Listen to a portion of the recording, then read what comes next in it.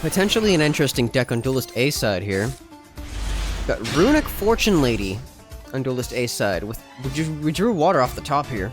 Okay, so Runick Tip activate. We're gonna search Runick Slumber in the deck here, banishing a card as well in the process. Runick Fountain activate. Activate Slumber. Gonna summon the Munin.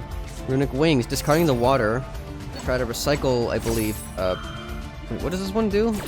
Add a Runick Continuous spell from deck to hand. So they're gonna Fountain, Shuffle 2 to draw 2, and we're also gonna search the Runick Allure. Activating Runick Allure here. We're gonna summon Fortune Lady Past. Targeting itself, banishing the water and the fire to change its level. Using the Past and the Munin for Clearwing Synchro Dragon. Setting Fortune Lady Rewind and passing turn. Fortune Lady Rewind can target any number of your banished Fortune Lady monsters with different names. Special summon them, but shuffle them into the deck during the end phase. You can only activate this once per turn.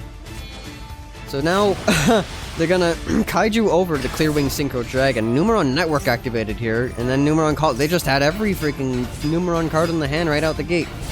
And Victory Viper summoned here. Okay, so attacking and destroying the Kaiju, and yeah, just attack for game. However, Rewind activated now. We're summoning 3 Fortune Ladies, Wind, Fire, and Water. And when Water's summoned, I know it draws 2 cards. So yeah, I'm gonna draw 2 more cards here. I think, are we safe from death? So the gates are gonna attack here. Victory Viper attack as well. Attack over the fire. And they don't have any more attacks left. Wow. The Rewind really saved the day. Runick Dispelling drawn off the top. So Magician's Souls activate, sending Fortune Lady Earth to the graveyard to summon itself. Runick Dispelling summoning the Jerry. Okay, and then Runick Allure, Chain Fountain. Fountain's gonna recycle the 1 to draw 1.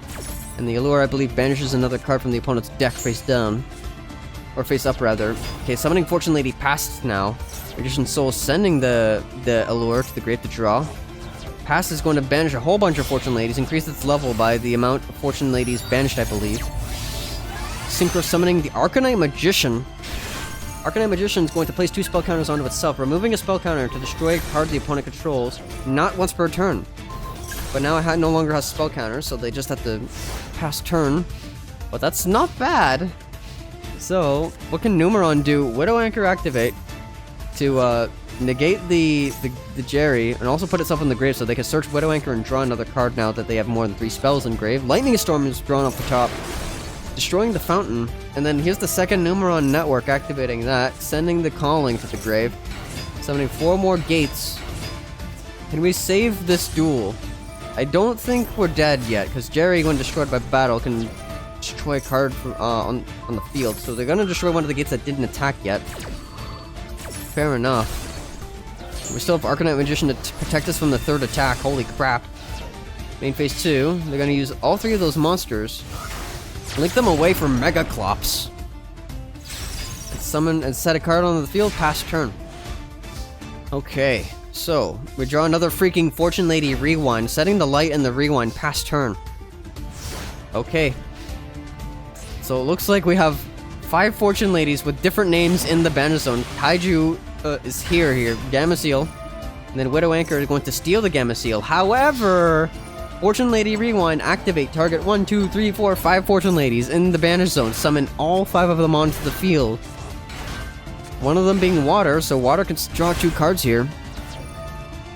Okay, and Triple Attack was one of them. Canceling the attack for a strange reason. I guess the Fortune Ladies are going back to the deck. Pass turn. Dimensional Fissure drawn off the top. We gotta put Gameciel in defense position, may as well at this point. Pass turn. Okay, so standby main. The opponent, wow, just drew Raigeki off the top. Destroys the Gameciel. Enter battle, attack with Mega Clops for game. That was close. Good try. Okay, Duelist A running some kind of Synchron deck, and Duelist B running some Reptiles. Duelist A is running a lot of older cards, including a Half Shut, which halves an opponent's monster, but it also cannot be, or halves a monster's attack, but it cannot be destroyed by battle. So, wow, good starter for the opponent. Snake Rain discarding a card to mill 4 Reptiles, so now there's 5 Reptiles in the grave. Prosperity for 6. I'm gonna reveal Nunu, Limit Reverse, Nightswood Serpent, Rise of the Snake Deity, back to the front, and now, yeah, the Odie Remnant. So they're gonna add Limit Reverse, which is a call by the grave for a small monster. And if that monster is put to defense position, it's destroyed. So MST the center card, which was just the offering to the snake deity. That's an Icarus attack for reptile monsters. Draw Turret Warrior up the top, MST another back row, which is Snake Rain. That's a kind of a bluff for the opponent. Turret Warrior summon here, attack into the Limit Reverse, reviving Phenomenon, King of the Poisonous Snakes. Gonna half-shot that thing, so we can at least do some damage, I guess, but it's not gonna be destroyed by battle. Main phase 2 and phase. So Phenomenon, King of the Poisonous Snakes cannot be special summoned by another effect monster's effect. It's unaffected by Venom Swamp, which isn't really relevant right now. It also gains 500 attack for each reptile in the grave. When this card is destroyed by battle and sent to the graveyard, you could banish one other reptile monster to bring it back to the field. But that's not its only purpose. There's another trap card, I believe, which is this one. When Phenomenon's destroyed, you could summon Phenomenaga straight from the deck.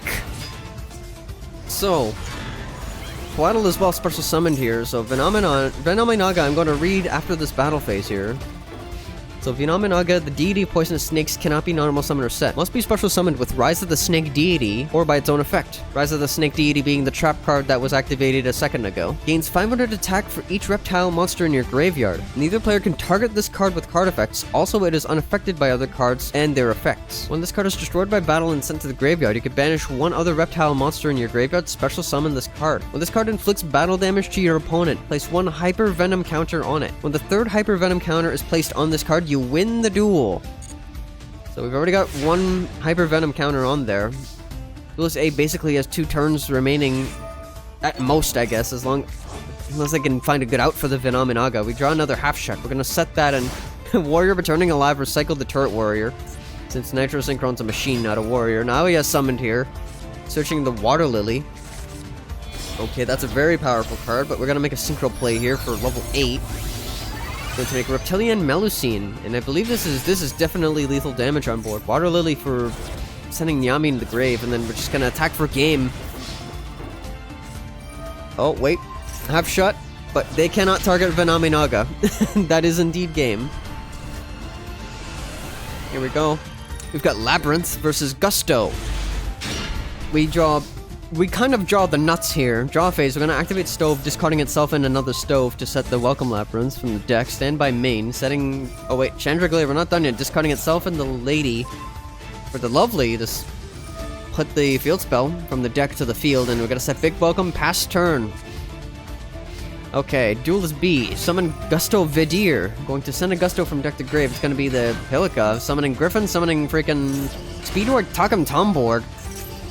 Wow, Speedward Gusto. Okay, so we're gonna excavate 2 cards, adding the Goldo off the top. We're going to make a synchro play here for 6. That Gusto Lampliklikla, whatever the fuck. Gusto, Goldo, and the Pilica summon, now we're gonna use those for Gusto's Freeze. Let me read this for you guys. Gusto's Freeze reads, when this card's synchro summoned, you can target one Gusto card in the graveyard, add it to your hand. Your opponent takes any battle damage you would have taken from battles involving a face-up Gusto monster you control. This card cannot be destroyed by battle.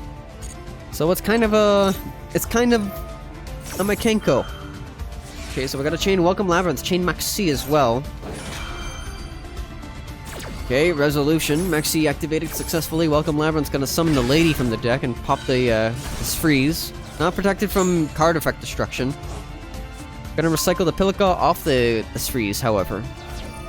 Chandraglaive activate, going to recycle itself back to the hand since a normal trap was activated, but Gandora summoned here, tributing all over the Lady. And now we're gonna use the Synchro Monster and the Vidir to climb up to Wind Pegasus at Ignister. Going to destroy back row up to the number of Ad Ignister cards they control, so they're gonna MST probably the field spell at this point. Big Welcome activate, summoning the Lovely from the graveyard. And bounce the Gandora back to the opponent's hand, which was probably a mistake. And yeah, the field spell's popped here. Lovely's gonna try to pop the freaking... the blue equip of the Makengo. They have Makenkos in there as well, and yeah, they're just gonna Gandora over the Lovely. Okay, so we're Ariana drawn off the top, summon and search the Ku Clock. Okay, Big Welcome activate, banish itself to bounce the Ariana. I guess, why are we not bouncing this thing? Is this thing untargetable? It might be untargetable, I'm not sure. But anyways, Maxi. Number 2 activated here. So Welcome. It's gonna set itself back onto the field. And Stove is gonna summon itself from the graveyard. Now we can go Cool Clock. We can activate the Welcome now, which we are going to do. Welcome, activate, summon the lady from the deck. We're gonna, 2+8 to make Chaos Angel with just Darks here. Makes it protected from monsters they control cannot be destroyed by battle. Chandragleer discarding itself an Ariana to set big Welcome from their deck here. Cool Clock activate now. We can summon it back onto the field since the Labrynth card was activated. Attack with Chaos Angel and Gandora, not for lethal yet. Gotta pass turn over to the Wind player. Draw phase with, what, 7 cards in hand it looks like. Pelica's summoned here. They're gonna target a Wind Tuner or Grave and summon it, the Guldo. Tailwind of Gusto is going to now special summon Cam from the deck here. We're gonna use 3+3 to make 6. Got Gusto's Freeze back onto the field, and we're gonna target a Gusto, which one is that one? The Griffin, recycled from the graveyard. Cam activate. We're gonna shuffle 2 Gusto monsters from the grave. Draw 1. They draw Ohime off the top, searching the water equip, and going to discard the Griffin. Which triggers Griffin to summon Vidir straight from the deck. Vidir activates, setting the Pelica from the deck to grave. Summoning freaking Eagle, and then water is going to bounce the Kaiju and summon Huli from the hand. Huli activates, searching Mechanical Promise from the deck. Okay, enter battle. Attacking into the Chaos Angel, big Welcome, summoning Lovely from the graveyard here. And we're gonna bounce Cool Clock. Lovely summoned. They're gonna try to destroy a card. Does that target, however? I can't remember if it targets. Stove is gonna summon itself. Chandragleer is gonna recycle itself back to hand, and Welcome is going to reset itself. It does not target, it seems. So, but I believe Huli still cannot be destroyed by card effects because it's equipped. Alright, so Lovely has to pop the equip spell, fair enough. Eagle crashes into Chaos Angel, attack into the Griffin. Wow, the freeze just made us take all of that damage. Wow. Okay, I really hope Duelist A plays what they want to play here. Freaking Shiranui Gandora on Duelist A's side versus Duelist B playing, I'm not sure, Star Blast, discarding or activating to... Oh, what's those like weird Star Warrior things? Summoning Tenma, Kaiza, and Senko. And Swords of Revealing Light activated here. Pass turn? I don't think things do anything on the field, but if they do, we'll find out. So we're gonna draw freaking Giga Raise Gandora. I summon Shiranui Squire and to summon Spectral Sword from the deck. Making a level 6 Synchro here. Going to be Shiranui Samurai Saga. Activate the Shiranui style Solemnity. Banishing a zombie, and I guess protects our zombie summons.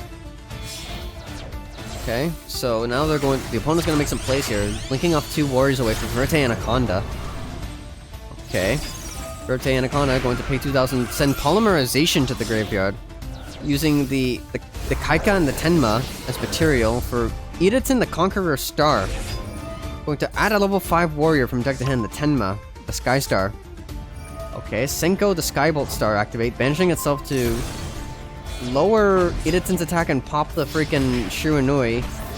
Tenma and Editon attack for some damage, not quite enough for lethal. Pass turn over.